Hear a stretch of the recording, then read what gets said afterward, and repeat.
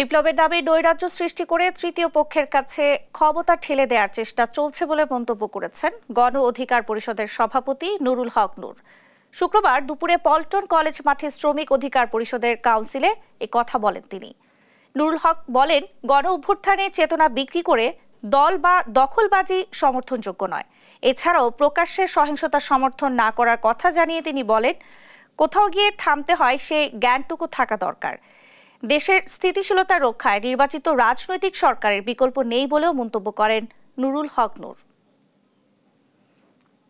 জনগণের চোখে ধুলো দেওয়া হচ্ছে, বিপ্লবের নামে জনগণকে উস্কানি দিয়ে আরেকটা দেশে নৈরাজ্য তৈরি করার একটা প্রয়াস নিয়ে তারপরে যেন থার্ড পার্টি ক্ষমতা টেক ওভার করতে পারে, আবার যেন আমরা ভুক্তভোগী হই, সেই পরিস্থিতির দিকে আমাদেরকে ঠেলে দিচ্ছে।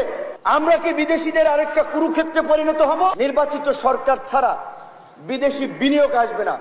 গার্মেন্টস এর অন্যান্য ইন্ডাস্ট্রিতে নতুন আপনার পরিবেশ খুলবে না ব্যবসা বাণিজ্যের। উপদেষ্টাদের অনেকের পরিচিত বিভিন্ন তদবিরে অনেকে ঠিকই শেখ হাসিনার আমলে মাফিয়াগিরি করেছে, দুর্বৃত্তায়ন করেছে, তারা এখনো নিজেদের ব্যবসা বাণিজ্য কার্যক্রম সবকিছু করছে।